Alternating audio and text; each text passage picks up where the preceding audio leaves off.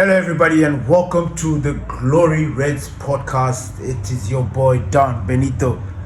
It's game day, ladies and gentlemen. Manchester United versus Everton. How are you guys feeling?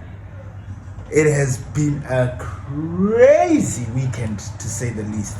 The amount of games. This has been one of those weekends where the heavy hitters lose. You know, if you are not on task, if you do not get your shit together, you will find yourself losing. But we're not here to talk about the Premier League. We're here to talk about Manchester United with some latest stories on Manchester United. Number one, Casemiro to stay. We will talk about that. Number two, Diego Leon could be going on loan. That one is a good one. And then we're going to be talking about Matheus Cunha. There was a scare, an injury scare, that he could be out, but it turns out that he is fine. Last but not least, the midfield situation heats up. Let's get into it. Now, first things first, Matheus Cunha. Let me get into that because that's something that I need to talk about. Matheus Cunha will be fine for Everton tonight. Yes. There was a story that came out that apparently Matheus Cunha was supposed to be the one that switches on the Christmas lights or something like that at some function. And then the club or somebody released a statement said that Matheus Cunha couldn't reach out or couldn't make it because of an injury he had picked up during training. The whole Man United fan base, we all went crazy. Everybody was all wondering what's going on. But it turns out it was just a little knock. And Matheus Cunha could be available for this game. Matter of fact, when I heard that story in the beginning, I immediately went and changed my team. Like, I just started adjusting because I knew, okay, if Matheus Cunha is not here, or if he's not going to play, then one of Kobe or Ugarte is going to get game time because Bruno's going to be put in that number 10 position. Ahmad will still keep that wing back position because I didn't see it. I didn't see how it would have worked. And so, yes, so the only substitution I would have made was Matheus Cunha for Kobe Mainoo. And then obviously Kobe Mainoo would take Bruno's place. Bruno would take Cunha's place, and then Mason Mount would take that striker position. So that's how I kind of set them up. But it was tricky. It was tricky. But I'm happy. The next story that I wanted to talk about, Diego Leon could be leaving on loan this January. I think this is good. When I look at the progression that he's been having, the little clips and the little stories, the feedback we're receiving from Carrington and the academy is that everything is good with Leon. He's still young. He's coming from Paraguay. I understood. Like, I have not been stressed. Obviously, we had hoped that he would hoping is a big word. You know, he's a kid. He's come from Paraguay, some place that's different to England. He had to be given that grace, that time to adjust. Of course, because he's young, he's gonna need time to get settled. You see, and I figured, you know what, if we're gonna have Leon and he's just going to do his business, train well, and then we're gonna get him a loan, like what's happening with Amas apparently is tearing it up there in the championship. You see, so this is good. Diego Leon getting the exact not the exact game time, but going out there to get the game time. That experience will really, really change him. His attitude will change. He'll come back to Manchester United with a different mentality and feel and everything because he's going to get that experience. He's going to be out there by himself, but he's not going to be by himself because the club is going to be monitoring him, checking him, and doing their thing. We don't know where he's going to go yet. They're just something that is discussing. It's something that that the club has been discussing about. The next topic that I wanted to talk about was Casemiro, because this Casemiro story, this is bar for bar what Pastor D was talking about. And I want to give Pastor D credit for this, because as a matter of fact, like, he agrees. He understands that Casemiro is a big player, but Casemiro is not the future. And this is something that Pastor D has been talking about since the beginning. And truth be told, I've agreed with him. I've agreed with him that, look, I understand that Casemiro is not the future. I mean, like, he's a legend and whatever. And for me, I was like, look, this last contract that he has, let him see it out, because right at the moment for some reason we're not actively trying to get him out. Saudi Arabia came, there was no movement, it didn't look like Manchester United. So I'm like, okay, if you're gonna keep him, just let this guy walk out, Plus, he's Casemiro. I think he has earned that thing. It's weird. Casemiro is big for somebody for his caliber, the player that he is. For him giving us the amount of praise that we get, sometimes it makes me shy. And now I'm sitting here thinking to myself, like, we didn't want to disrupt the whole Casemiro thing, in the sense that just let Casemiro be. When the time comes, we're just going to let him go. Just open the door and say, look, Case, you've been a faithful servant, man. We love you. You're going to be one of our greats. Because he's just a guy that, when I watch him, I just see somebody that breathes, sleeps, drinks, shit Manchester United. Yes, he's an ex-Real Madrid player, but when I see him give everything for Manchester United. I see the way he carries himself on and off the pitch. It's just something that I'm endeared to with Casemiro.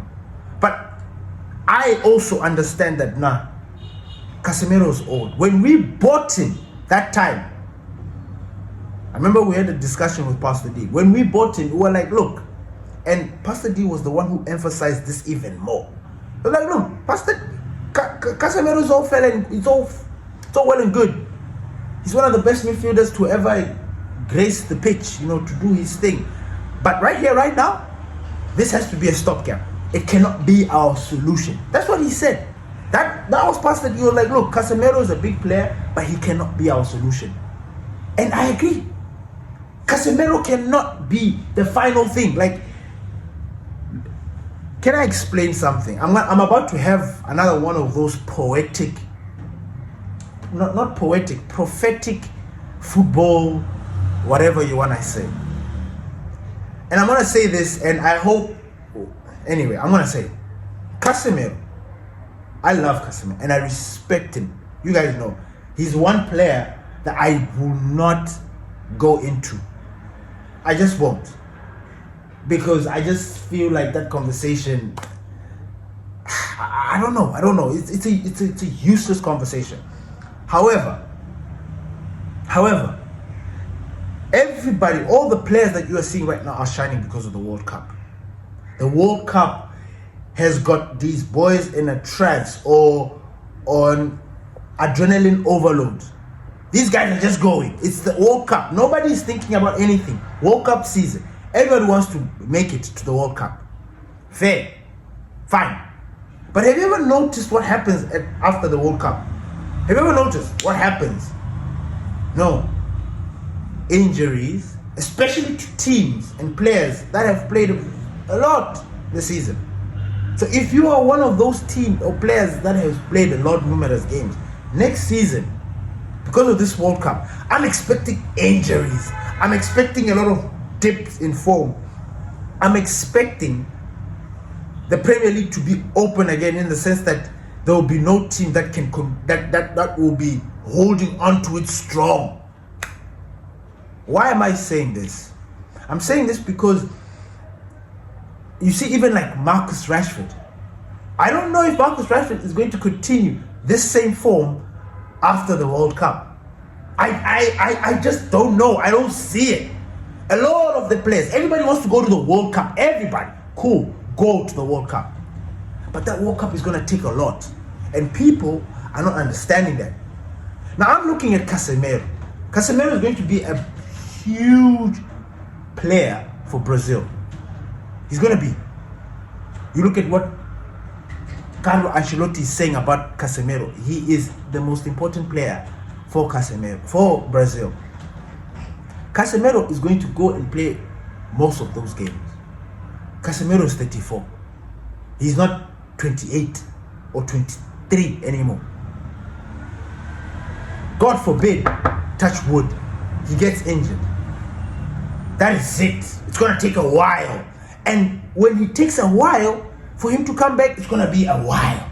So what are we going to be doing in the meantime when Casemiro is out? Because Casemiro, for some reason at this moment, is one of our biggest players in the club. Not for some reason, sorry. He's one of our biggest players right now. He is. And we take comfort in knowing that, look, yes, the situation, you cannot make signings, this, but you are planning. Your plan is to replace these guys or fix the situation. Now, I have been the one that has been saying, look, hey, why are we complaining? Hey, I even went in on Pastor D and I was like, look, why are we complaining? Why is Pastor D complaining about the midfield situation? Now, this situation right now has calls for that. Like, this is now worrying me. Because first of all, I don't understand the significant pay cut that Casemiro is going to take in order to, because he's on 350 or 320, it's a lot of money. What are they going to cut down so that Casemiro can stay at Manchester United?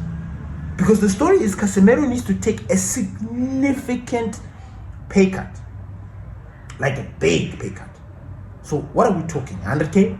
120? Is Casemiro going to accept being lower than some youngsters? He's a married man. Huh? Is he going to accept to be paid the same amount of money as Nah, I don't know. I'm just seeing it, and I'm seeing it as a disaster. And I'm also seeing it as us not focusing on the future. We want Ruben Amorim to survive. Now we're getting these stories that no, Ruben Amorim doesn't mind. This is nonsense. This is bullshit. Ruben Amorim doesn't mind Casemiro. Look, I understand that Ruben Amorim is good, but look, these kind of things when you speak for the manager, I don't buy it. And a lot of people do. I do not believe that Ruben Amorim wants... Anyway, he will explain to himself and maybe he will prove me wrong. But I don't think so. I think he wants energy. I think he wants fresh blood in that midfield. And Casemiro and Bruno are becoming relics. They're becoming old. So now you come here and telling us they want to extend Casemiro's contract. So what does that mean for the future of the midfielders? What does that mean for Kobe? What does that mean that for Ugarte? I mean, okay, Ugarte, we know that we're working hard on him. Kobe, we also know that, he's on his injury. He's injured right now. But we know his situation. What's the plan? What's the plan for Kobe, Bruno? What's the plan? And in this is where I agree with Pastor D. Like, if there's one thing if I have to complain or agree about there being a problem, it's this. And I love Casemiro, but this is not the way forward.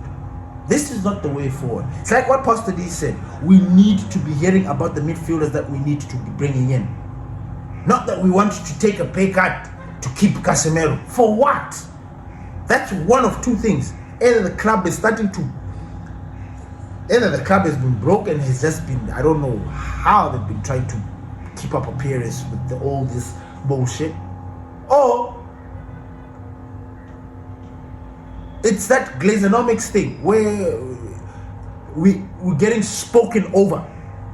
You know, it's like, because we love Ruben, whatever Ruben is quoted saying, we're going to take it. Nah, there are elements of Glazer theology in there, like something in there. Anyway, I don't know what you guys think about this. Do you guys think that we need to keep Casemiro or we need to focus on the future?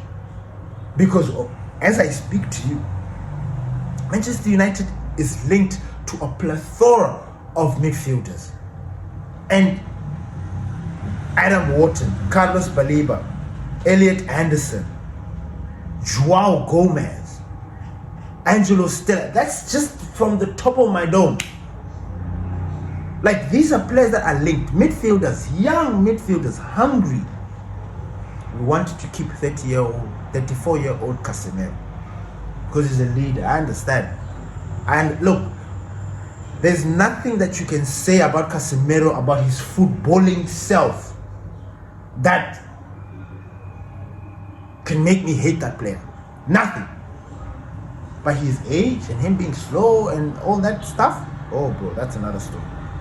Thank you everybody for listening to the Glory Reds podcast. It's your boy Don Benito. Please don't forget to subscribe, hit that notification bell so that you do not miss any of our topics or our shows. Peace.